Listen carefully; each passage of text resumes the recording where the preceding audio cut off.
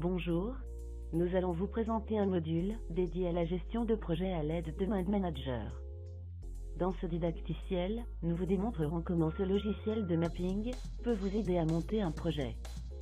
Bien évidemment, Mind Manager n'est pas un outil destiné à la planification et la gestion de projet. Seulement, le fait de pouvoir concevoir un projet sur une même carte vous permettra de relier très facilement tous les niveaux d'atteinte des résultats entre eux et de concevoir ainsi un projet dans le temps et dans l'espace pour qu'il atteigne son objectif sans jamais perdre de vue l'ensemble du projet. Ce qui est difficile à réaliser avec les outils classiques de gestion de projet. Ainsi, vous pourrez à l'issue de ce module vous approprier les outils et les méthodes de la gestion de projet, ainsi que les spécificités de l'animation d'une équipe projet. Vous pourrez également connaître les principales fonctionnalités de Mind Manager qui vous seront utiles. Définissons d'abord cette notion de projet. La définition la plus citée décrit le projet comme un effort plus ou moins complexe pour atteindre un objectif spécifique, devant respecter un échéancier et un budget, et qui typiquement concerne plusieurs entités de l'entreprise. Un projet est unique et en général non répétitif dans l'organisation. Les projets peuvent concerner différents aspects du fonctionnement et du développement d'une entreprise. Quand il s'agit de la création d'une nouvelle unité de production, on parlera de projet lourd ou hard, car il va engager beaucoup de ressources, mobilisera une grande équipe de projet et aboutira à l'issue de plusieurs mois, voire plusieurs années. Dans ce cas, le livrable sera très tangible, puisqu'il s'agit de monter une nouvelle unité de production opérationnelle.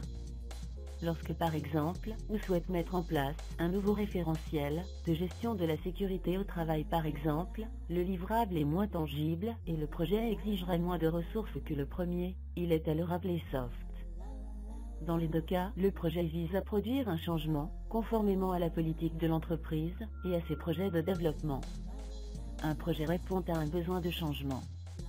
Il peut remédier à un dysfonctionnement, mettre à niveau un outil de production, développer les parts de marché, mettre à jour un nouveau référentiel, introduire un logiciel, etc.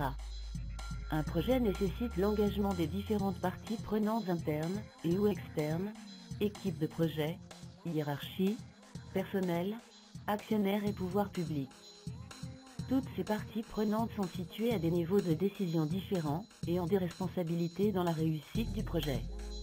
Il importe de les engager, chacun en fonction de son mandat et du niveau de décision qu'il contrôle pour faire réussir le projet.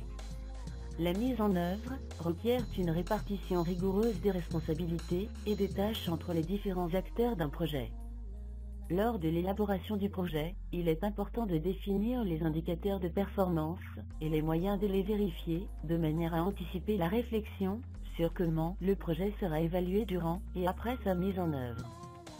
Cette information facilite à la fois l'évaluation et l'audit d'un projet. Un projet est en constante interaction avec son environnement. Les facteurs et les acteurs de l'environnement du projet exercent une influence sur lui. Dans le sens inverse, le projet exerce également une influence sur ces derniers. La prise en compte des relations d'un projet avec son environnement amène à revoir la notion de réussite d'un projet.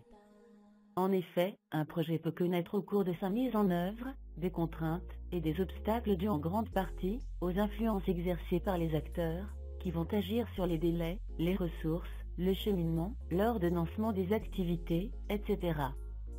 Il importe d'avoir une attitude anticipative, consistant à imaginer les risques qui peuvent arriver afin de concevoir des actions correctives et préventives contre ces risques.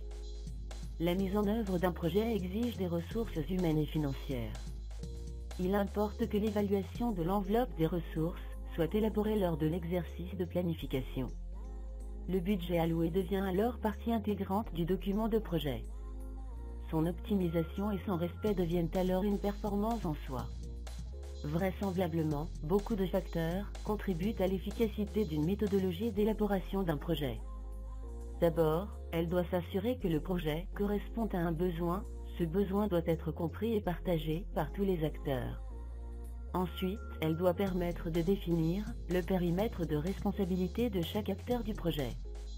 De même, la méthode d'élaboration doit permettre le découpage du projet en entités simples, qui décrivent clairement les tâches, les points de contrôle, en vue de mesurer l'état d'avancement et l'impact du projet. Enfin, la méthodologie de planification doit permettre d'anticiper les risques et de disposer d'un plan d'accompagnement de gestion des risques.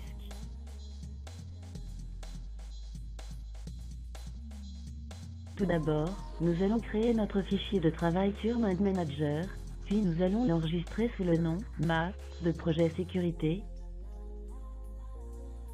Nous souhaitons que notre projet soit visualisé sous la forme d'un organigramme. Pour cela, nous allons sélectionner la case intitulée Sujet central, placée au milieu du fichier, activer après un clic droit la mise en page de sujet, puis dans le groupe Sens de développement, nous allons sélectionner l'option Organigramme.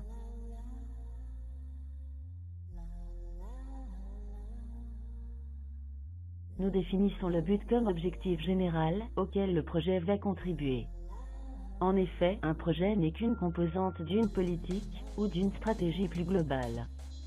Dans notre exemple, ce projet relatif à la prévention en matière de sécurité se rattache à des orientations plus générales qui peuvent être décrites dans la politique en gestion des ressources humaines, ou plus globalement dans la politique de l'entreprise dans son ensemble.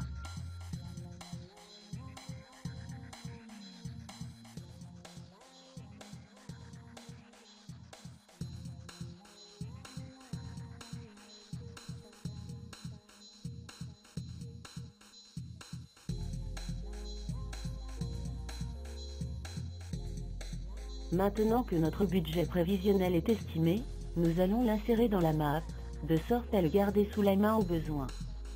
Nous allons commencer par créer un sujet flottant que l'on nomme budget prévisionnel. Ensuite, nous cliquons droit sur le sujet pour sélectionner l'option « Insérer une pièce jointe ».